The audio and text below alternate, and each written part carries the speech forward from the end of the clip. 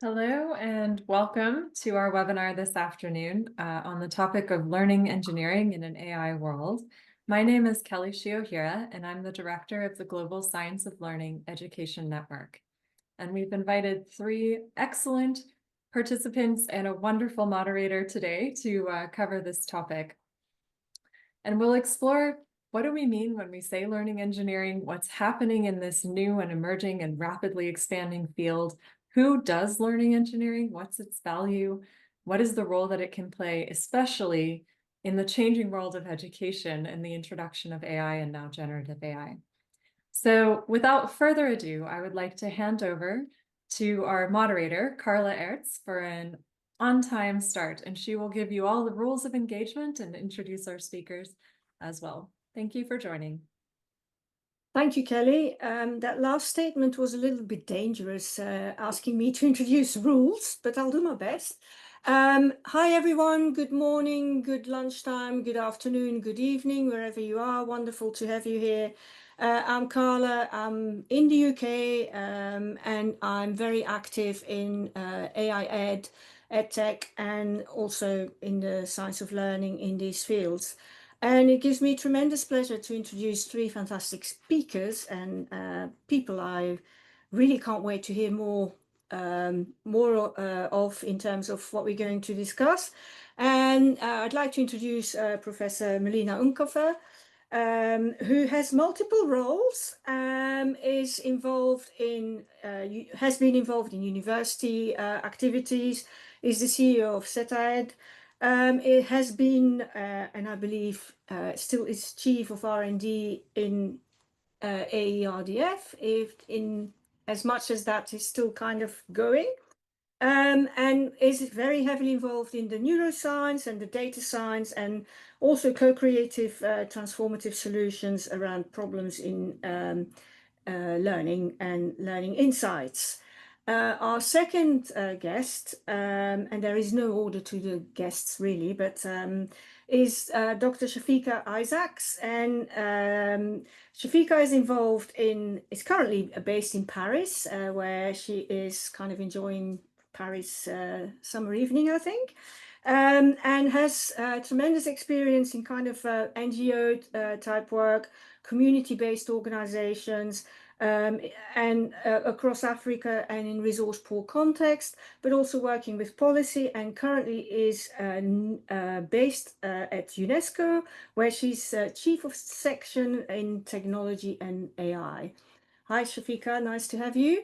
And last but by no means least, Dr. Bror Saxberg, who was at the Chan Zuckerberg Initiative, is the founder of Learning Forge, and has obviously a tremendous experience in the learning sciences and the science of learning, and works across the whole spectrum of education, if I can call it that, from pre-K-12 to K-12 and beyond, and learning that, you know, will never stop as we navigate the world.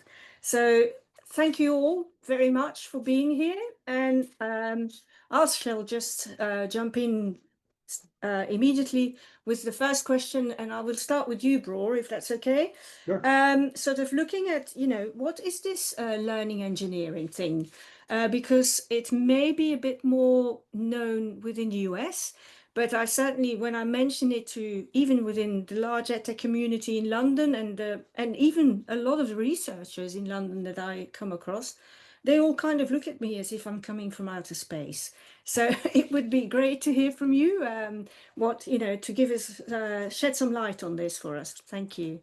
Happy to. Yes, thank you. And what a pleasure to be on such a wonderful panel of really interesting people with different perspectives. So when I think of learning engineering, I think of other kinds of engineering metaphors. So for example, chemical engineering, you would never build a new chemical factory or, microbiological, brewing facility or whatever, using just chemists who are scientists who work in a lab and on small batches and all this. You have a whole field of chemical engineering of people who are, yes, committed to chemistry as a science, that yes, but they also have a wide range of other disciplinary areas to draw on. And they welcome and have studied and worked on other areas too, like health, safety, economics, feasibility, material science. Where are you going to put 1 million gallons of hydrofluoric acid? So a chemical engineer is someone who is working at scale on problems using the science to start from, but way more than that. Another analogy I like to use is civil engineering, where in much of what we do in ed tech, there's a sense of I've found a solution or the solution for this mathematics issue. Let's use it everywhere. And if you think about civil engineering as a discipline, you would never copy and paste a bridge from the Mississippi to now run across the Nile. You don't use the same bridge. What do? You go and study the context of where you're going to build a bridge, what's happening on the shores, what's the geology, also going out decades, what's going to happen with the weather or the river flow, of course, the usage, who's going to be on this bridge, traffic flows over time, weights, all of those things, weather. It's very different to build a bridge in Argentina than it is in, the tropics someplace, some other place. And so you then use science-based principles that have been around for a long time to design a bridge for that context that you've studied carefully. And you do not have to do everything from scratch. You have catalogs of components and parts and pieces that you then draw on to make an efficient bridge possible. And then finally, once you've constructed it, you monitor it, you study it. Is it working the way you intended, and so forth and so on. So in this sense, civil engineering is a very creative act. It's not like regimented. It's rather, there's a lot of principles of science. You have to understand the context really well. And there's still a lot of open field for what you're going to actually design within the constraints of the context and the constraints of the science. So to me, that's what learning engineering ought to be like. And then there are many kinds of practitioners, just like there are many kinds of physicians and many types and places to do civil engineering work. And so we need to get better at, yes, deeply understanding what we now know about cognitive science, motivational science, belonging, identity, the impact of stress on learning, even at a neurobiological level. That's the science part. But then you also have to, if you're going to do this work at scale in the field, you have to understand the context. Who are the people? What is the community? And then begin to do inclusive design, just like the best bridge building is done with the community, not to the community. So is the best learning engineering, where you work with the students and the teachers and the parents and the community to then figure out, given what we know about the science of learning, what's a fit for goals for the community and the students and the teachers, and for affordances that are available and constraints for that community. So apologize, that was a slightly longer answer than you might have liked, but I wanted to try to give it more context, because sometimes I know people say learning engineering. No, no, no, teaching is an art. I don't want to be constrained by that kind of false science, right? And that's why the engineering metaphor is actually really appropriate, because engineers are using science, but there's so many open variables and context specific issues that you have to be creative on top of the use of science, and then you may have to iterate and check and make sure it's working as you intended. So Carla, does that help? Tremendously. And I have to say, I was so pleased to hear the word context being mentioned, like in your first sentence, because and especially if you work with edtech startups, it's one thing that is the dimension that's so often lost. I think for us in this webinar, it's quite evident, but we can't emphasize that enough. So I love the way you kind of highlighted that, and also the co-creative aspect of this, that it's not sort of like an individual engineering activity, it's actually co-creative design activity. And Melina, you in your work very much work on sort of interdisciplinary and co-creative scenarios, I believe, in terms of your research and your practice, working with educators and stakeholders as well. So what would you like to add to what Bror has said, and also from your neuroscience perspective? Sure. Thank you so much. You know, as much as I love to be contrary to Bror, he covered it very beautifully, and we are very aligned on this idea. You know, the thing that really compelled me into this idea of learning engineering is the idea that every scientific discipline that's made a significant impact in the real world has done so through their associated engineering discipline, right? Because engineering bridges research and practice. And so with our 150 years of learning science, we have now an emerging associated engineering discipline of learning engineering. And it's the systemic and evidence-based approach to designing, developing, and continuously optimizing learning experiences and environments in context with the wisdom of practice, with the wisdom of the communities and the students and the teachers. And so it's really about taking the rigorous insights from the science of learning, understanding how people learn best, what facilitates knowledge retention, what hinders it, and then merging those insights into practical, scalable solutions. Historically, though, efforts to innovate in education have often approached the on-ramp of this kind of multidisciplinary way to work. They've often approached this on-ramp from a single lane. So either the science of learning or the discipline of practice or learning engineering. But the approach that I have found really impactful is really creating a unique tri-sector intersectional space. So it's not simply about bringing the solutions of science to the problems of practice. Rather, it's about bringing the wisdom and expertise of all three sectors: educational neuroscience and cognitive science, rigorous engineering principles, invaluable insights of educators and learners themselves to the table simultaneously and with equal voice. And so this synergistic collaboration allows us to really identify and co-create, to your point, novel solutions that might otherwise remain unseen. And I'll end with saying that I've actually come to reframe learning engineering with a different kind of way to think about it. We call it inclusive research and development, or inclusive innovation.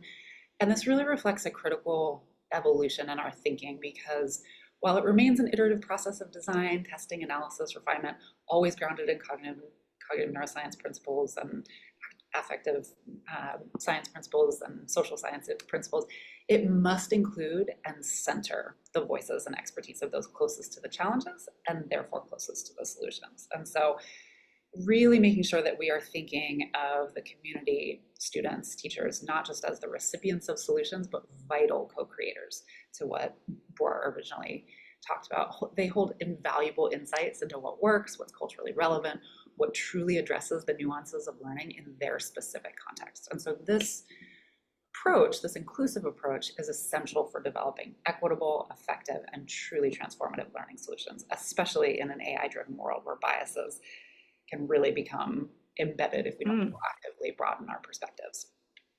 Great, thank you. I already hear a hint of kind of art and science coming together, but we'll get to that later.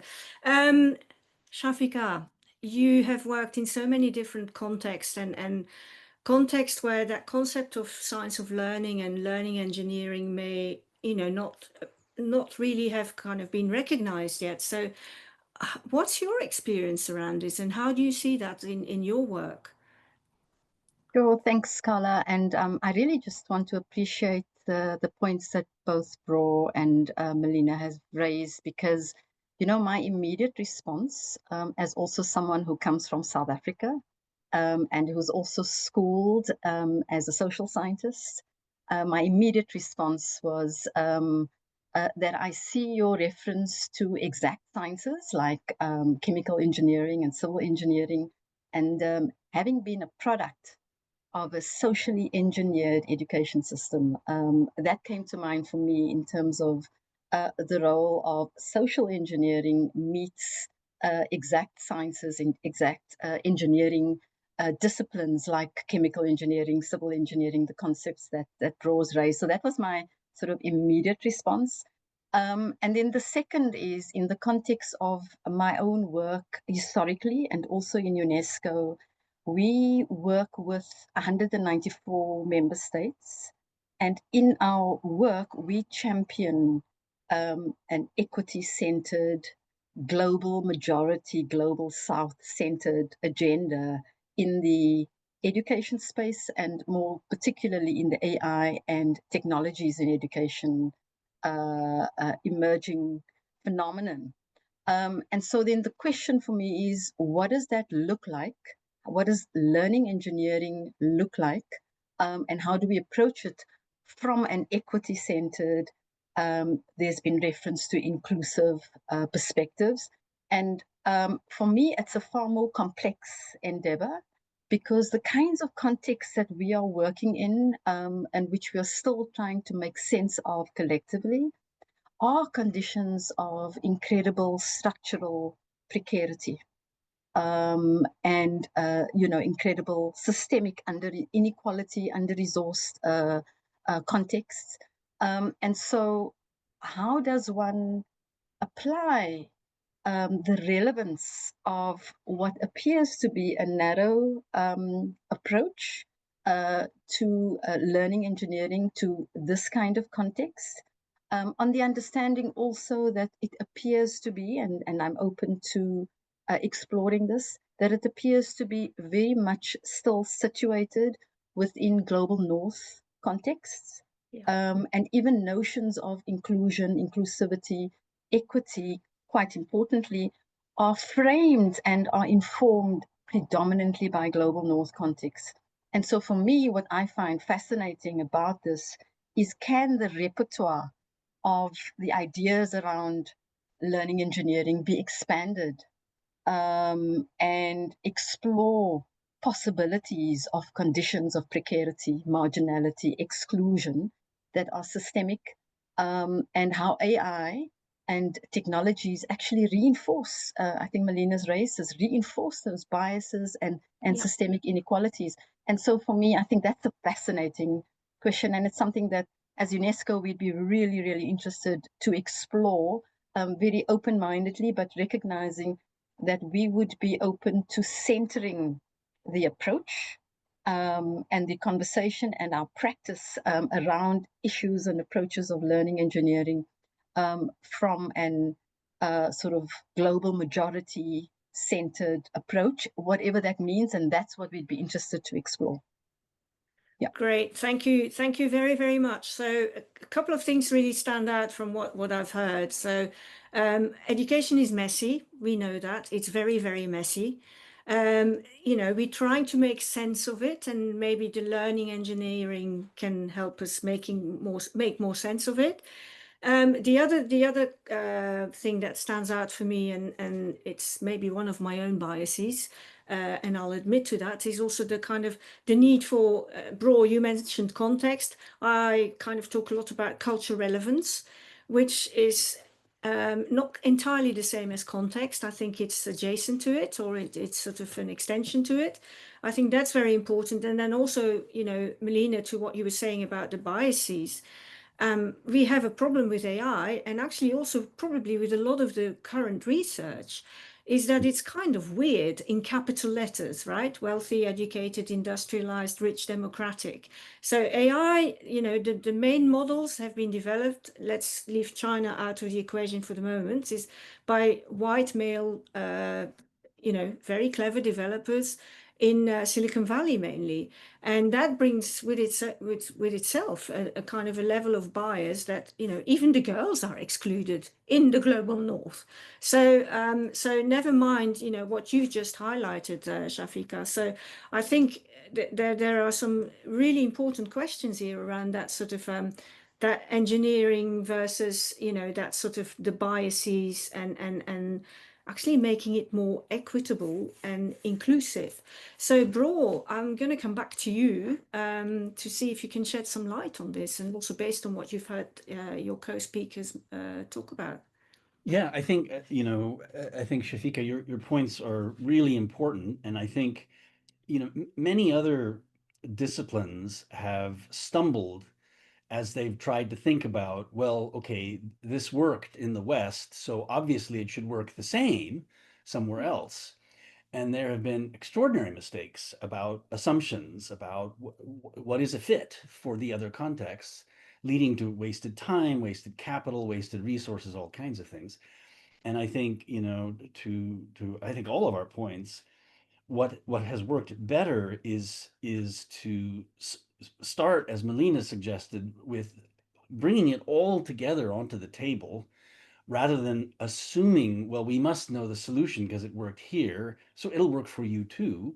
And instead, really sitting down in the community with the very people who are going to be involved and are going to hopefully benefit from all this, whether it's an issue of healthcare or it's an issue of civil engineering or a learning issue, and then bring in with a lot of humility the science we have so far and acknowledging, yeah, most of this was not done in your community and with your folks. There may still be things that we don't know about, but there is some science that's pretty solid that underpins how nerves work and how hormones affect your brain and learning and long-term memory and working memory. There's machinery, just like in biology. There's machinery that everyone can benefit from learning more about, and in the context of this situation. And so, as with these other areas, what may be a great solution in a country with very few resources, that's consistent with how learning seems to work and motivation works and so forth, may be a very different looking system. And I do think AI provides really interesting new opportunities for and the hard part is the training part and getting rid of biases, but that providing flexible, personalized approaches to learning that can start from a student and a community's own world context, things that are important to them, things that are familiar to them. So you don't start learning to communicate well by doing it on Shakespeare everywhere on the planet, right? Learning to communicate well and clearly is really hard. And so start with something that's very familiar and that you care a lot about for your community, for your setting, and then talk about how does persuasive communication work there. And you may well be able to have AI tools begin to make that quite customized down to the student level. So, but I think that notion of as Melina said, you got to kind of bring it all together rather than build it in boardrooms in Palo Alto, California. You got to come out and actually just sit down and listen to figure out, well, what are these outcomes that we want? What's already going on that people like and is working well, and then bring in that science of learning as part of the solution making to help you, not just jump into a brick wall because you didn't see it coming, and make use of it. So there's a way to do this, I think, that's really powerful and that has worked in other areas, even as many other areas have shown how you can go off the rails with this stuff. Great. Thank you, Bror. I'm getting more and more excited by this discussion. So fantastic. Melina, Bror started hinting at personalization.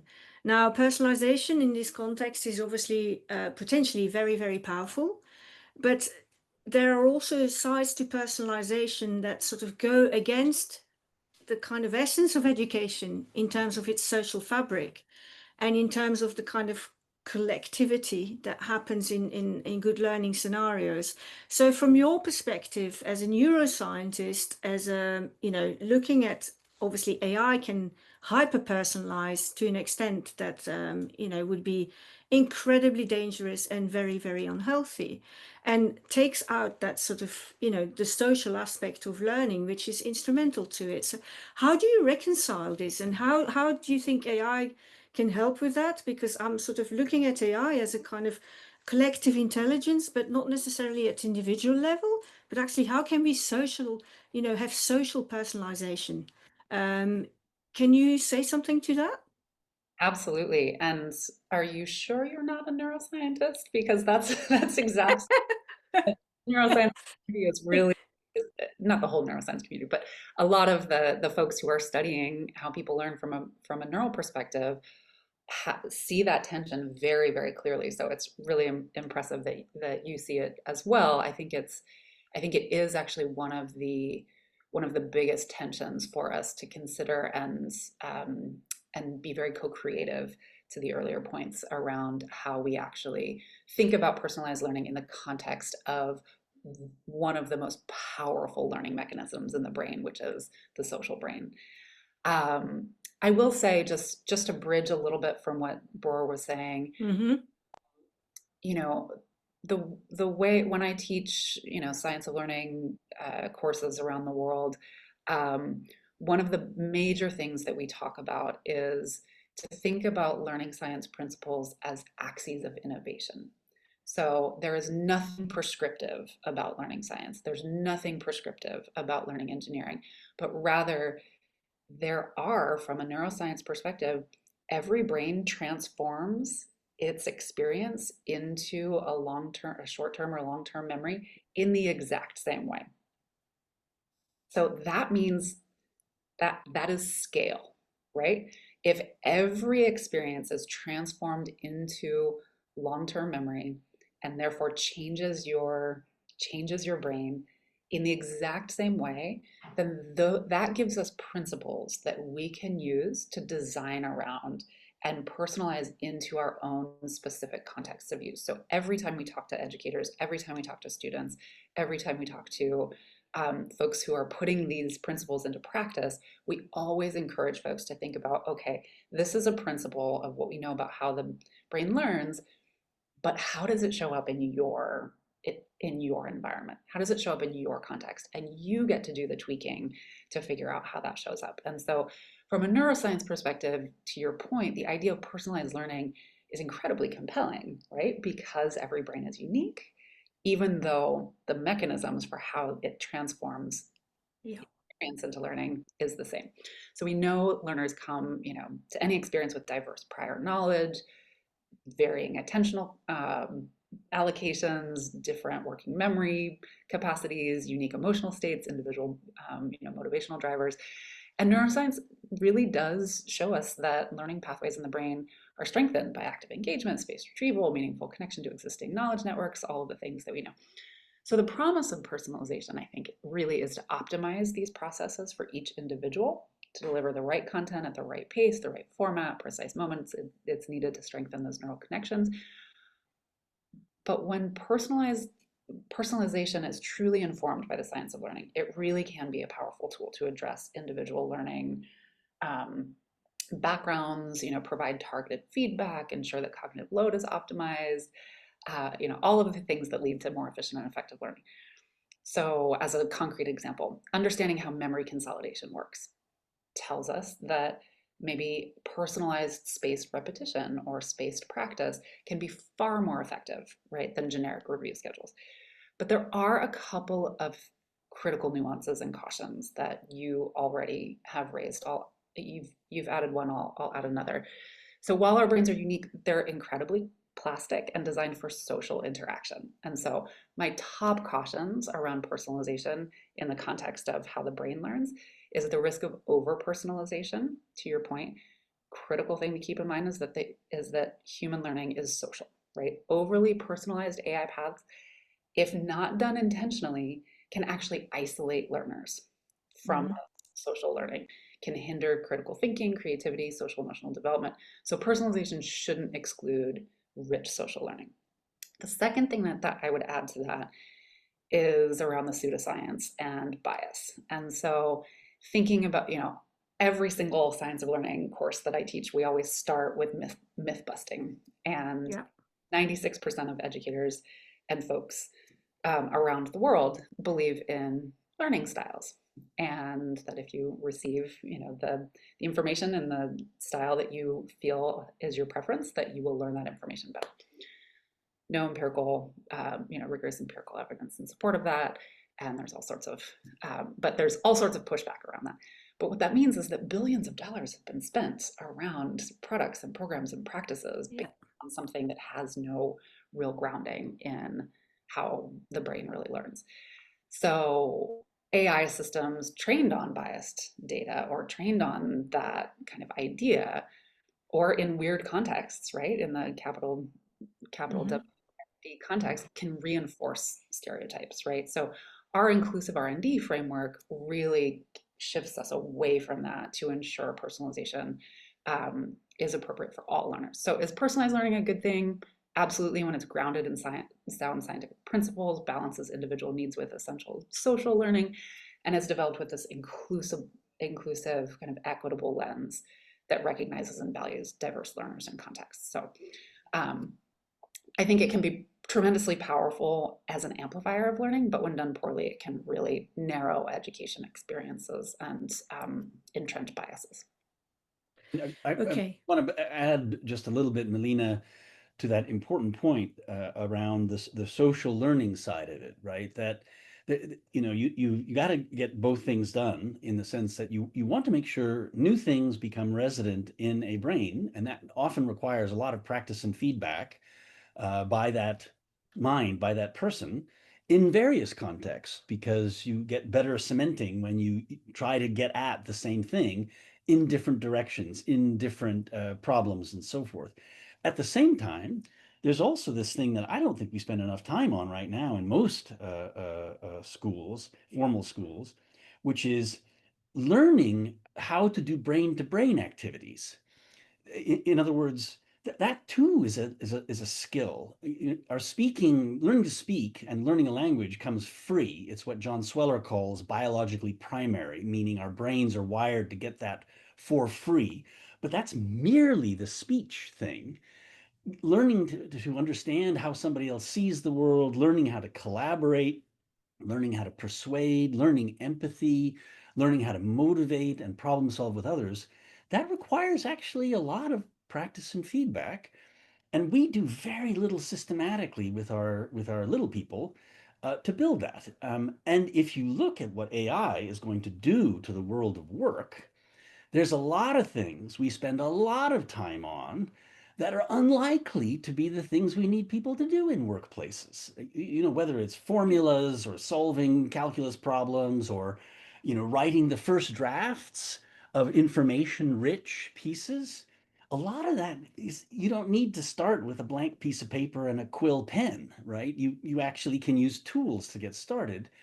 However, to actually learn how to communicate, how to get across ideas to somebody else, how to collaborate on a project, well, we have to get more systematic about that. And we should be able to free up time from some of the work in schools that are being spent on things that aren't going to be in the world of work to actually do things that are going to work for the rest of our lives. I mean, brains and our bodies and our hearts and minds will work the same way in 1,000 years as they worked during the time of Pericles or whoever 1,000, 2,000, 5,000 years ago.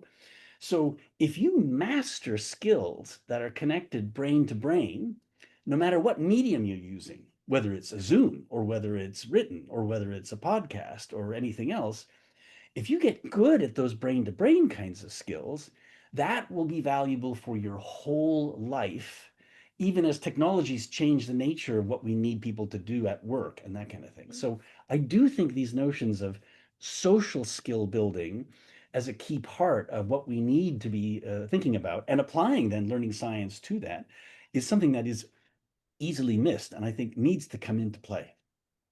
Yeah, agree, Bror, which is why I wanted to bring it up. And I'd like to go to Shafika now, because obviously the context in which you have done so much of your work, where, the technologies might not be available, but where, there are opportunities to kind of maybe even start leapfrogging some of these aspects that, because in some places the canvas might be a bit more open to this, where this sort of education reform or education is still sort of being defined, and where the opportunities there also to kind of leverage technologies in a different way, but where the opportunities are there to sort of start crafting these kind of learning co-creative scenarios that also includes this brain-to-brain and social kind of social learning activities to mold better learning for the future of these learners, because it's no longer just about the curriculum. It's actually how we engage with learning and how we understand learning that's going to stand us in better stead in the future. So Shafika, I'd quite like to hear from you about this in terms of your experiences. Yes, thanks. I mean, I think the first point is that often these conversations are situated within a discourse of deficit speak, and situating learners within a deficit framing. And that has been part of a dominant, also performative discourse. And so the way that questions of personalization appear in these conversations is to address what is perceived to be learning deficits. And I think so that's the first challenge, because it is about reframing that discourse towards a more asset-based approach that draws on the talents of learners in these very communities in ways that are quite sort of genius, you know, and there's a lot has been written about this in terms of, you know, Zippen writing about dark funds of knowledge, the capabilities that young people develop to navigate darkness, you know, worlds of precarity. And therein lies an incredible ingenuity, creativity, sass, grit. And that does require a reframing the conversations, the way we are developing policy around these issues in ways that also recognizes as an act of social justice and equity to recognize these capabilities, because often they're not recognized, they are misrecognized because they are spoken about in such deficit language, and in that way marginalizing learnings. And all the tools, the psychological assessment tools and so on, are mobilized in support of that discourse. And so 100%. that's the problem number one. Problem number two, I think, is also recognizing that there are plural epistemic approaches, cultures that need to be recognized as well. And there are incredible methodologies, pedagogies relating to, you know, oral cultures, for instance, that are often not recognized in a lot of this discourse. And I think that the AI, and I know we've had lots of discussion around the risks of AI, and so we actually want to open the conversation towards the possibilities, recognizing that already a lot has been said about risk, but opening the conversation to the possibilities that AI poses. I think those possibilities is about how we can leverage AI to expand and give recognition to these epistemic, plural epistemic communities.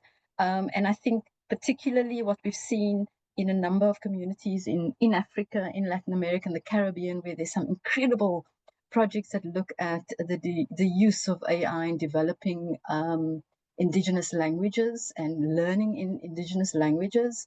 So redesigning and co-designing AI tools with children, with young people, with elders, through intergenerational processes that has also opened up possibilities in terms of leading us to more equitable, inclusive futures and possibilities. But that does presuppose that we reframe the approach to poorer and marginalized communities. And I know that one of our big struggles is when we talk about centering these communities, it's not, it is also about, and to put it crudely, it is about how Palo Alto can learn from Timbuktu. Not Timbuktu adopt from Palo Alto. And therein lies an entire reframing, rethinking, reimagination around centering the so-called marginalized within a global, highly unequal, systemically, unequal system. So I think that is our challenge. And I think the points that Melina and Bror's raised, we really would welcome a deeper conversation around the tensions and the contestations that these very approaches also puts on the table, which I think we also need to surface. Yes. Oh, sorry, go ahead, Melina. Sorry, I didn't want to interfere. Yeah, go ahead. Up what she just said, because this is just it is the thing. Absolutely, 100%. Yeah. Sorry, go ahead. Yeah.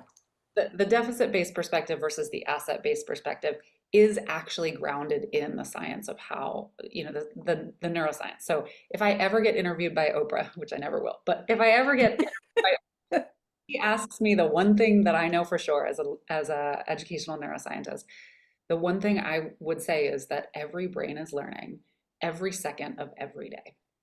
And every brain possesses unparalleled brilliance that we don't yet have the tools to measure.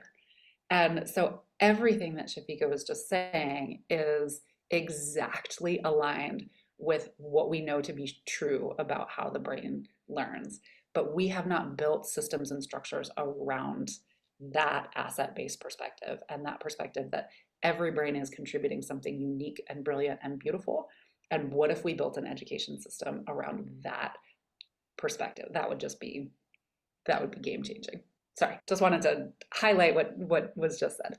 And it's worth No, thank you. also, I might, it's worth also saying, that what you just said, Shafika, it's real work to get people to listen. When I was Right. at CZI, we had a project between a major research university and a major community. And we got the researchers in with the school teachers together to spend a day brainstorming about, how could they do this? And we all thought, this is going to be great. This is going to be inclusive design and it'll be great. And what happened is the researchers began to lecture and the teachers took notes. So we had to stop the meeting at the 2-hour mark, move them into different groups, and tell the researchers to please be quiet. And they were like, well, we thought we were being helpful. And I was like, no. You have to listen to the problems and then use your great abilities and knowledge to help come up with possible solutions.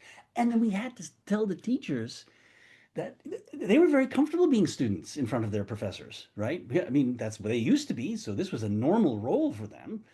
And we had to tell them, you guys got to talk about it. These researchers have never spent a year with a bunch of third graders in your community. Yeah. They have no idea what your life is like. And the whole point of this is for you to lay out what are the things that you feel are most in the way, and then collaborate together to see, is there anything in the learning sciences that helps? Well, it might not be much, but there might be some. And then what else can we come up with together? And then we brought them all back together for the afternoon, and it began to work a little better. But it was not people's natural mode. You can't just move them into a conference room. You literally, and that was the conclusion that came out of that, you actually have to pre-train everybody. We lost you for a second, Bro. Oh, yes. Yeah. You have to I pre-train think that them. if I can quickly say, a big part of that is learning how to listen. So it's listening to children, for teachers to listen, for parents to listen. And we've had to do a lot of work around how we listen, listening strategies. But that then presupposes people are prepared and have to shift their attitudes and their mindsets. And so to your point about, there's a lot of deep work that this involves. And so we've got our work cut out for us. Yeah. The good news is this very process is not only one in education. The D School at Stanford, and there are other international efforts like this, have long known for decades that this is how you make much better products and services for communities around the globe. I mean, you could argue some of the consumer goods companies were doing this 40 years ago. they would go to India, they would go to Africa, they would go to New York City and listen and watch and learn what is happening there on the ground and what are the issues the families are facing and what are the things they bring, as you said, the affordances, the good stuff that they have access to there. And then you start to design services, products, ideas for it, and come up with new ideas from other industries and all the rest of it. So it's a really highly valuable listening process that has shown its worth in many other areas, and we just need to do more of it in the case of designing uses of technology together with learning science and what communities already have to get better outcomes. I'm just having such a good time listening to all of you, and especially to what you were saying earlier, Shafika, as well, because what you were describing in terms of this process with the community and with the children and with the elders, and that in itself is such a learning exercise. It is an unbelievable learning exercise that you engage in without actually calling it a learning exercise, because you're trying to, to come up with, formulating something. But for every participant in that exercise, it's an incredible learning exercise. And now my question, before I go into the audience's question, is like, how can we make AI listen and go through that same kind of, participatory listening exercise that we all seem to be hammering on, but also that becomes at the same time a learning exercise for the machine. So this is a kind of a slightly odd question, but I would love to hear from each of you very briefly what you think about this. Oops. Melina, can I start with you? Oh, sorry, go ahead. Yeah. No, I just thought that that's a profound question that we it's really guiding all that we do around AI and education. Behind that sits the whole idea of inclusive, equitable, ethical AI by design. Mm-hmm. So and it's the power of the preposition. So it is designed for or with learners from so-called marginalized communities, or we consider the agency individually and collectively to be part of the design process. So it's also designed by learners in these communities. And we believe that developing systems where so-called users are actively engaged in the design process in the entire life cycle of AI is perhaps the way to go in terms of ensuring that we produce systems that are socially, culturally, linguistically relevant, and at the same time also has an ethical grounding that is premised on care and compassion, which is often missing from the conversation. Often these communities, many communities, and even, I think this binary of global north, global south is perhaps also something that we need to interrogate more. I'm aware that there are very poor communities in the so-called global north as well, that there are high levels of inequality in so-called global north contexts. And so it is about surfacing and exploring and making sense of how we explore this notion of inclusive design, or design justice, as some people would like to refer to it. And is that possible, or is that just an aspirational desire? And I'm aware that in many of our systems, we often speak aspirationally, that it's not grounded and informed by evidence, by what already exists, and so on.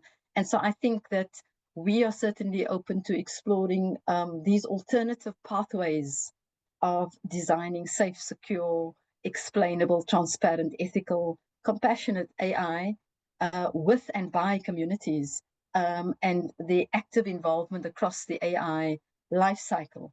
It sounds very theoretical at this stage. And so can we look at what that means practically, and hence our conversation with the Global Science of Learning Network and many of you. We really want to extend an invitation for that kind of conversation. Okay. Sorry, yeah, you can count me in. I'm sure, Melina, you were about to say the same thing. Very, very, very similar. And I just want to say thank you for raising design justice. If folks have not been introduced to that term, there is an incredible design justice network that transforms how people think about Yep. this design work. So what's so beautiful is that it can be really theoretical, to your point, but there are actually practical, tactical implementations that have for many, many years now that are centered on justice and equity and diversity and inclusion. And so I really appreciate, we are a member of the Design Justice Network, and they transformed, how I was thinking. But I just wanted to say, just to keep in mind that AI is trained on human thinking, right? Absolutely. It is trained on human thinking, all the biases, but also the humanity that comes from that. And in fact, a lot of neuroscientists help develop the neural nets that power the way that AI thinks. And so I've reframed for my own self and for the folks that we work with that it's not actually artificial intelligence, it really is augmented human intelligence. And so it amplifies human intelligence in ways that can be problematic, like what Shafika is just talking about. And it can also be amplifying human intelligence in ways that can really be advancing our justice and equity work. So there's nothing inherently great about AI. There's nothing inherently terrible about AI. It's a tool and it amplifies our own thinking. So if we can interrogate our thinking and make sure that we are getting to the place where we hope our thinking is actually elevating and celebrating the brilliance of our students and our learners and our teachers and our communities, then I think we're using it in the best way possible. And I might just add on to that a little bit, which is, all of this to me says there's a huge importance in continuing to have humans in the loop in detail with your designs of AI from the beginning, but also the implementation and what actually happens. You really cannot, just fire and forget, an AI agent. Because things change and the AI itself is changing potentially. It also then relates in that design piece to the criticality of what are the inputs you're using. And I am betting that in many areas, we're going to want to not rely on internet median practices, meaning an LLM trained on the entire internet, and then that is the thing that fires off a first draft of a lesson plan or something else. There are efforts going on to do things like create a walled garden of domain content that an AI is trained on, and then train it on principles of learning engineering so that when you are a teacher working with that AI agent and say, can you give me a first draft lesson plan for something in history or something in chemistry or whatever it is, that in fact, one, it's working on high quality walled garden content about what is this chemistry and so forth, but two, that the initial draft even incorporates and can be interrogated about how it's doing it, learning engineering principles. But you still need the human in the loop to be able to look at it and to say, is that actually a fit for my context?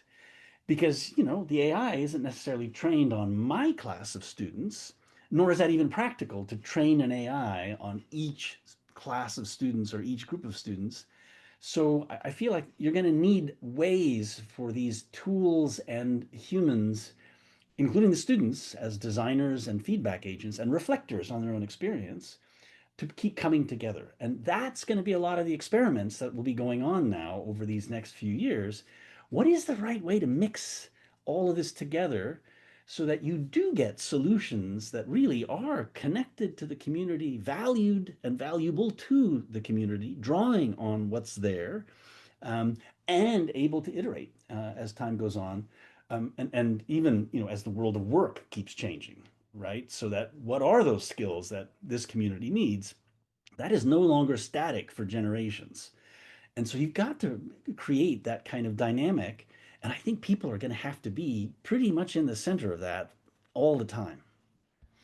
Okay, I'm going to sort of throw a little bit of a curveball, which is also based on some of the questions, which I'm having a bit of trouble navigating. You know, the multitasking argument, it doesn't work, and I've got two windows open with questions flying all over the place. So one of the questions is obviously what can we, you know, what practices can learning and engineering teams adopt to ensure that every design decision is grounded in the learning sciences? I would like to add the curveball to this. And, you know, we've talked about co-creation. How can we use the AI in this process as well, in terms of that co-creative process? So I'd love to have from each of you a kind of short answer, if a short answer is possible to this question. Melina, can I start with you? I was multitasking on the chat as well.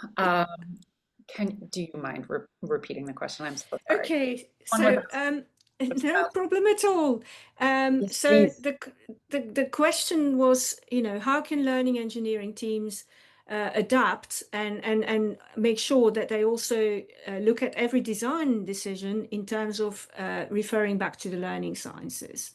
And then my kind of curveball to this question was actually, how do we kind of look at this co-creative and interdisciplinary process by also involving AI in that process, whether that's even a feasible thing to think about. I think for me it is, but I would love to get your take on this. Yeah, no, it's beautiful. I mean, one of the things that going back to this idea of learning science principles and learning engineering practices as axes of innovation, none of this is prescriptive. None of this is come talk to Shafika and she will tell you this is what you need to do in your classroom, school, or district. It is always about, okay, what's the context? What do we know about how the brain learns? What do we know about, your individual learners?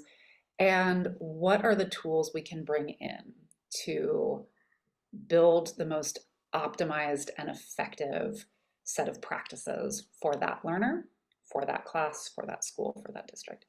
And I, so I know that's a frustrating and a kind of an academic answer, but it actually in practice is true, is figure out your tool belt, figure out all of the things that you have available to you and match that to what the community wants to learn, what the community already knows, the wisdom and expertise of the community. And then, to Shafika's point, thinking about power dynamics and how you actually engage in the design process, engage in the development process, engage in the solution process is really going to depend on whose voice is valued. And so we've done a huge amount in our inclusive R&D practices. We've done a huge amount of recognizing that, at least in the US, there's a very different social status for scientists versus engineers versus educators versus students versus community members. And so when you're getting all of those folks at the table, you need to actually architect the power dynamics to ensure that those people who are great just taking notes in typical environments, that they are actually really participating as key leaders and co-designers in that work. So there's, a lot of it is around what are the tools that you're working with? What do we need to be mindful of? And how do we actually listen and help build things that are useful, usable, equitable, and effective? Shafika, what would you like to add to this? Yes, and it is an addition. It is, I mean, for me, the question is, how does one address that very question from a design justice perspective? Because it is, of course, a matter of perspective. So from a design justice perspective, I know that a big part of that would be drawing very directly, actively from the established existing learning cultures and dynamics of communities, and being open to the innovation and the creativity that actually brings to the design. And for me, that is the sort of, call it the social engineering part of sort of a design justice, social engineering approach. And it's also because it's grounded in some of the evidence-based work that we have seen in deep rural communities, such as in South Africa.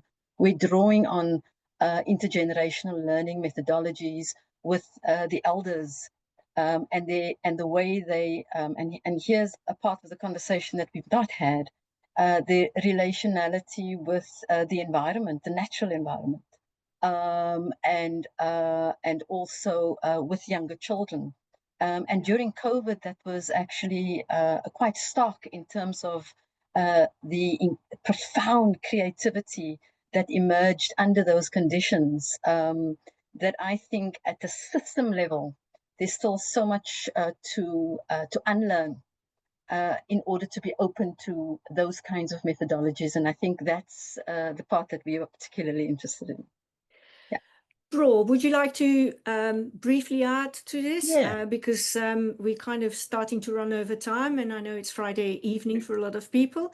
I think we're going to have to organize a sequel to this one, because there is so much more to talk about, and I can't wait to do it. And there's so many more questions here that I'm sorry, folks, we can't really address all of them. So, Bror, would you like to add to this? And then we'll go into closure. Yeah. I took your question or the question slightly differently, which is a little bit, well, how do people even learn what learning engineering is so that they can bring it into their context in the right way? I mean, you know, in that way that is inclusive and incorporates the right sort of design principles. And the natural tendency is to start from a bunch of really good books that are out there, like E-Learning and the Science of Instruction, or the Learning Engineering Toolkit. I think Jim Goodell may actually even be on this. Yeah, he is actually. He is. Yeah. Mm-mm. And as the main editor for that, and so that's a starting point. But remember, people have brains, right? And so it is not enough to read about doing this. Just as you look at all kinds of engineering education, architecture education, medical education, and so forth, yeah, the book work is a starting point, but you really need to get into actual cases and trying to make sense in a complex environment, doing design challenges and getting feedback on it. And that's where I will make my last point, which is you also asked, is there some way that AI can help with getting people up to speed? And I would say yes, because you can start to have design situations that are then created by, you know, AI tools to help people begin to try to do problem solving. The AI tools can then evaluate the answers to try to see, are you actually incorporating principles of learning engineering? Are they visible there? And give you actual feedback in a way like, you know, simulations in medical simulations or, you know, pilot simulations, so that you can start to build up your skills at doing this well before you then are ready to do it in the real world. And that way you're actually building some long-term memory traits that then immediately fire off to say, I'm not listening. Why am I speaking now when I should be listening? And so I think there's a lot there. But anyway, I really appreciate this panel, and the conversation is very rich indeed. It blew by in a very rapid way. And Carla, thank you for managing the cats. No, it's been an absolute honor, and you know, I'm very excited, and I see more and more of the kind of art creeping into this challenge, which brings the two together and makes it much more creative. So fantastic. Thank you, all of you, so much. Thank you, GSoLEN team, to make this happen. I just, before we all go, and apologies to the audience, the questions were so rich and too many windows and quite hard to navigate. I'm sure we'll do a follow-up on this one, and you know, we'll see how we can address some of your questions. But before we go, I just want to draw your attention to a survey, a little questionnaire that we would like participants and anyone who wants to fill in with a couple of questions around, you know, this learning engineering challenge, but also about, you know, what else would you like to hear from us, and just getting your inputs and bring the humans in the loop. Melina, did you have a QR code that you wanted to share? There we go. There is the QR code that you can all use to kind of get access to this little questionnaire. We'd love to hear from you. And I would now like to hand over to Kelly to kind of close this amazing discussion for which I'm eternally grateful. Thank you so much. Thank you so much, Carla. And thank you also to Melina, Bror, Shafika for your amazing, as always, inputs. I was remarking before the webinar that these are somewhat of a chance for me to get some of the most brilliant and interesting minds I know together to discuss what I think are really important topics. So I'm grateful to everyone for putting their perspectives in, and also to those in the audience who were able to share questions. I'm sorry that we didn't have more time for discussion. I think we may plan a follow-up that's a little bit more interactive, that includes more people and more perspectives. I think it falls to me to summarize, and I'm going to try to do it quickly because we are over time. But I think what we've really heard today is the hope that learning engineering can offer, the idea that every brain is learning every day, every second of every day. And this means that, you know, learning is not exclusive to a social group or a demographic or a country. And so what that means is that there is promise that we could leverage things in better ways. We've heard from Melina and Bror that the principles of learning are constant, how it happens in the brains. We could personalize things on much more meaningful and deep levels, and there are people who are working to do so. But there's also a danger in kind of what we have in education, the normative structures that are based on the weird contexts, a minority group. The fact that our conclusions can be biased, and even our research is framed out and conducted by people for whom the education system worked. So there's implicit and explicit biases all over that we do need to address. So what can we do to ensure that systems are grounded in the science of learning, and that ed tech has a learning focus rather than a marketing focus? I think we need to step back from current systems and frameworks.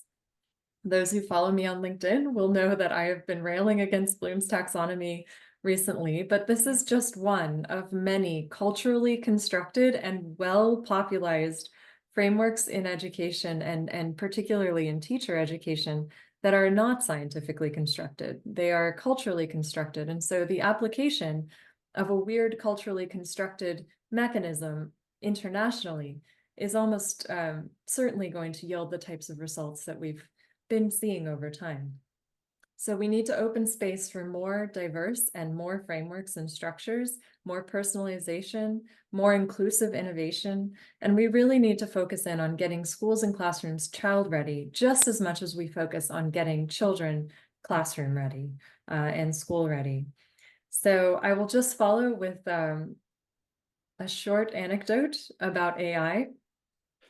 One of my early explorations with ChatGPT was I asked it to generate a lesson plan for a fourth grade fractions class. And I gave it the time limits and all of these things, and it spat out what I think you would see as a pretty typical lesson plan. Some revision at the beginning, some demonstration by the teachers, some practice problems by the kids, and then a closing. And then I asked it to rewrite the lesson, integrating the principles of the science of learning. And it came out with a completely different idea. It included group work. It had some social dynamics to it. It had some exploration. And so I'm not cautioning against the straight up use of AI, but I think that we must keep in mind that if we are only using AI to replicate the practices that we've been using in education since the 1900s, we're unlikely to get any kind of different result to what we have been experiencing. So with those parting words, I will thank all of you. There are links in the chat for both the survey and to join GSoLEN.